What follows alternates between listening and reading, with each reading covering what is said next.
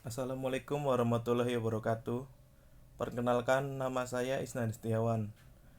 Pada kali ini saya akan melanjutkan presentasi yang telah dipaparkan oleh Mbak Dewi dan Mbak Pratita terkait dengan konsep ekuitas dan permasalahannya.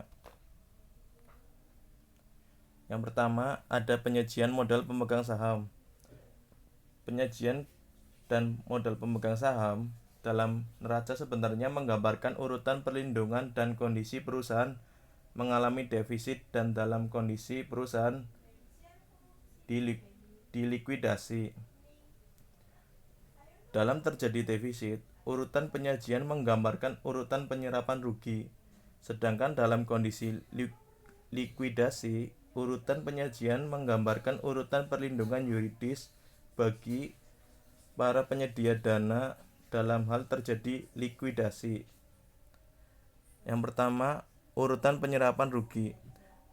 Dalam hal terjadi pengorbanan kos akibat hilangnya manfaat menjadi rugi. Rugi tersebut akan diserap dahulu melalui laba bersih dan hanya dalam keadaan yang sangat khusus maka kos tersebut dapat diserap oleh kelompok modal pemegang saham. Jadi urutan penyerapan biaya rugi dan rugi luar biasa dapat digambarkan sebagai berikut. Yang pertama ada pendapatan kotor, yang kedua ada laba bersih, yang ketiga ada laba ditahan, yang keempat ada premium modal saham, dan yang kelima ada modal saham. Materi selanjutnya ada urutan menerima distribusi aset.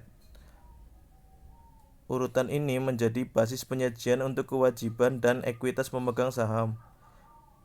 Urutan perlindungan dapat dikemukakan sebagai berikut. Yang pertama ada karyawan dan pemerintah. Yang kedua ada kreditor berjamin. Yang ketiga ada kreditor tak berjamin. Yang keempat ada pemegang saham prioritas. Yang kelima ada pemegang saham biasa. Selanjutnya, perincian laba ditahan. Dalam perincian laba ditahan, terdapat komponen-komponen tertentu yang berasal dari transaksi operasional dilaporkan langsung ke laba ditahan. Laba ditahan dapat disajikan dan dirinci atas dasar sumber. Terdapat pula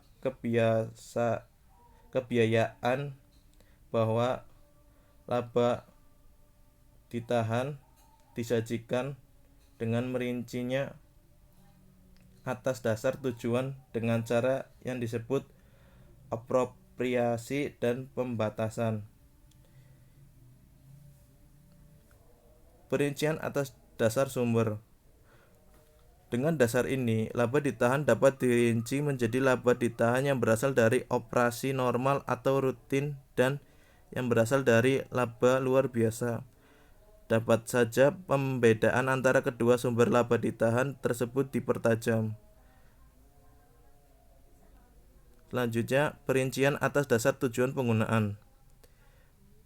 Dalam praktik, perincian ini ditujukan dengan adanya pos cadangan jaminan sosial, laba ditahan terbatas, dan cadangan umum.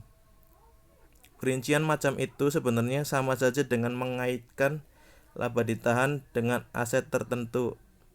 Artinya, dalam aset apa saja laba ditahan sebagaimana ditunjukkan oleh komponen aset yang terkait. Selanjutnya ada laba komprehensif.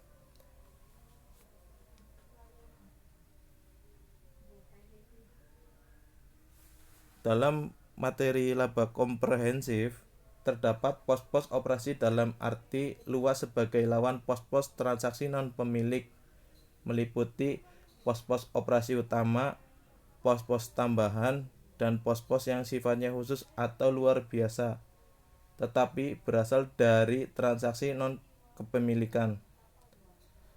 Masalah teoritis dalam hal ini adalah pos-pos mana saja yang dilaporkan melalui statement laba ditahan.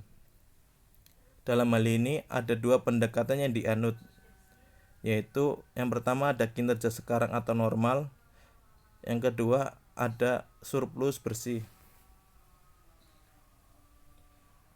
Dalam segi teknis terdapat perbedaan yang cukup signifikan antara kedua pendekatan tersebut. Perbedaan sebenarnya terletak pada tujuan perolehan kembali saham tersebut.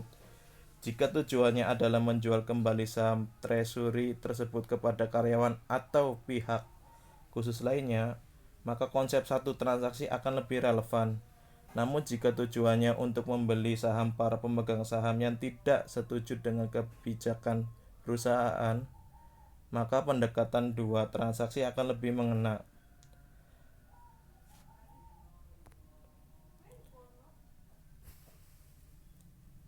Laba komprehensif terdapat faktor utama yang mempengaruhi laba ditahan, yaitu laba rugi periodik dan pembagian dividen. Tetapi terdapat faktor khusus lain yang dapat mempengaruhi besarnya laba ditahan. Yang pertama ada laba kinerja sekarang.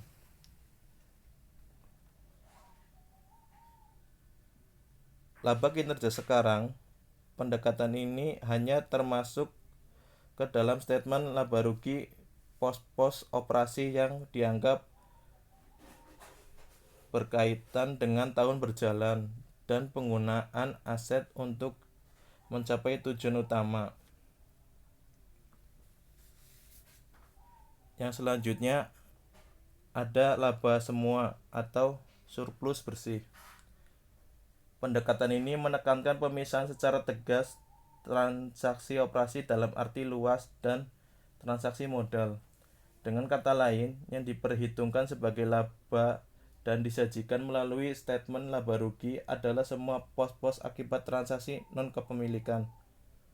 Pendekatan ini dilandasi oleh konsep dasar kontinuitas usaha yang memandang statement laba rugi merupakan penggalangan aliran operasi dalam jangka panjang. Yang ketiga ada konsep pemanfaatan aset. Statement laba rugi harus menyajikan secara efektif semua akibat dari pemanfaatan aset yang diserahkan sepenuhnya kepada manajemen. Pemisahan laba menjadi normal dan tidak normal dalam dua statement akan cenderung mengalihkan pusat perhatian pemakai secara tidak semestinya ke laba normal, dan dengan demikian secara tidak sadar mengurangi perhatian pembaca akan keefektifan manajemen secara keseluruhan. Yang keempat ada konsep kapital. Sebagai lawan konsep pemanfaatan aset, konsep ini membedakan fungsi aset lancar dan aset tetap. Dengan demikian, perubahan aset tetap karena penjualan atau penghentian berbeda dengan perubahan karena pemanfaatan aset untuk menciptakan laba, sehingga laba atau rugi pemberhentian aset harus dilaporkan terpisah sesuai penyesuaian laba ditahan. Yang kelima ada penyajian laba komprehensif.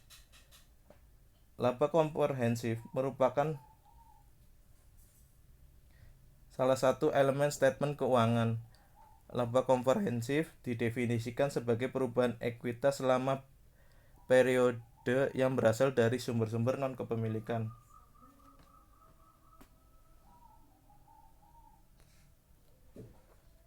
Sedikit tambahan terkait laba kinerja sekarang, pendukung pendekatan ini mengajukan beberapa argumen sebagai berikut. Yang pertama, laba harus mengukur efisiensi penggunaan sumber ekonomi untuk periode berjalan, sehingga laba harus bebas dari hal-hal yang mengaburkan efisiensi. Yang kedua, laba merupakan pengukuran kinerja manajemen. Oleh karena itu, laba haruslah angka yang benar-benar merupakan hasil penggunaan sumber ekonomi yang ada di dalam batasan pengendalian manajemen. Yang ketiga ada laba harus